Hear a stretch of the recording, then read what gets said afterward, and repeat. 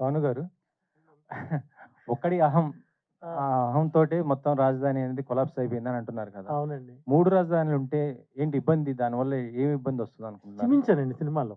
హ్మ్. క్షమించాను సినిమాలో. చూపించారా? ఆ! క్షమించానండి.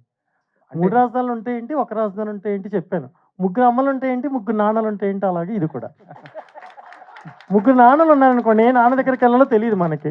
ముగ్గురు అమ్మలు ఉన్నారనుకోండి, ఏ అమ్మ దగ్గర పడుకోవాలో తెలీదు మనకి. ఒక్క రాజధానిలోనే రైతులుండరు కదా! 3 ప్రాంతాల్లో కూడా రైతులుంటారు కదా సార్. అవును. మరి ఆ 3 ప్రాంతాల్లో సార్ రైతులున్నప్పుడు అక్కడ రైతులకు కూడా ఉపయోగపడుతుంది కదా! డెఫినెట్లీ మిగతా సార్. వర్గాలకు కూడా ఉపయోగపడుతుంది సార్ కదా! Definitely sir. ఏ రైతు దగ్గరికొచ్చి భూమి అడిగారో వాళ్ళే ఇచ్చారు. ఇప్పుడు ఆ ప్రాంతానికొచ్చి భూమి అడిగారు కాబట్టి ఆ ప్రాంత రైతులు ఇచ్చారు. ఇంకో ప్రాంతం దగ్గరికెళ్ళుంటే ఆ ప్రాంత రైతులు ఇచ్చేవారేమో కదా సార్. మనం ఎవరినైతే అడిగి తీసుకున్నారో వాళ్ళ ఇబ్బందులు చూపిస్తున్నాం. నేనెళ్ళలేదు. ఆళ్ళకి అత్తీయడానికి నేను ఇవ్వడం కాదు. అక్కడ జరిగిన నష్టాన్ని చూసి నేను సినిమా తీస్తున్నాను. వాళ్ళొచ్చి అడిగారు, ఈళ్ళిచ్చారు కాబట్టి నేను ఈ ప్రాంతం గురించే చెప్పాలి కదా సార్ కథలో. ట్రైలర్‌లో ఆ! ఒకటి కూడా ఇంకోటి చూపించారు.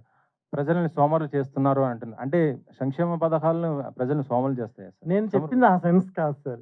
అంటే మీరు ఆ డైలాగ్ విని దాన్ని ఆపాదిస్తున్నారు. దాని ముందుండే సీక్వెన్స్ చూస్తే మీకు క్లియర్‌గా అంటే అర్థమవుతుంది. ప్రస్తుతం ఏంటంటే అంటే ఏపీలో జరుగుతున్న సిట్యుయేషనే కాబట్టి అక్కడ అంటే ప్రభుత్వం ఏపీ కాదు సార్. నేను చెప్పిన కథ రాజధాని అనేది ఏపీకి సంబంధించిందే కదా! ఒక 1 సెకండ్. మీరు అడిగింది కరెక్టే.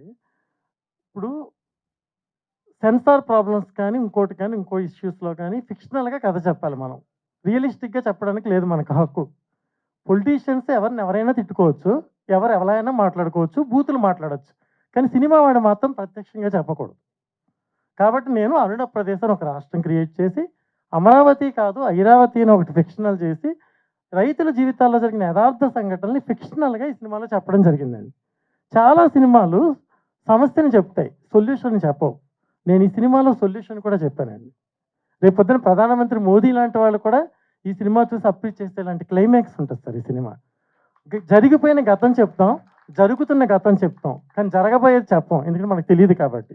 కానీ ఒక రైటర్‌గా నా స్టేట్ ఎలా ఉంటే బావుంటదని నేను ఆలోచించి past tense, present tense, future tense కూడా చెప్పడం జరిగింది సార్. ఈ రాజధాని ఉద్యమంకి అటు చంద్రబాబు గారు గాని, తర్వాత పవన్ కళ్యాణ్ గారు ఆయన కూడా సపోర్ట్ చేశారు. మొత్తం మరి వాళ్ళ పాత్రలేమైనా ఉంటాయి అనుకుంటున్నారా? సపోర్ట్ చేసిన వాళ్ళు ఉండరండి. బాధ పెట్టిన వాళ్ళు, బాధపడిన వాళ్ళు. సపోర్ట్ ఎవరు చేయలేదు సార్. మీరు అనుకుంటున్న చంద్రబాబు నాయుడు గారు, మీరు అనుకుంటున్న పవన్ కళ్యాణ్ గారు ఇంకెవరైనా కావచ్చు. నేను వాళ్ళ దగ్గరికెళ్ళి అడిగినప్పుడు వాళ్ళ బాధపడడమే చూసాను. ఎవరు వాదార్చడం నేను చూడలేదండి ఎవరిని. రాజకీయంగా నేను అసలు టచ్ చేయను సినిమాని. వాళ్ళని ఎవరు వాదార్చారు రియల్‌గా అంటే ఎవరు వాదార్చకే కదా రోడ్ల మీద తిరిగారు. ఎవరు వాదార్చకే కదా పాదయాత్ర చేశారు.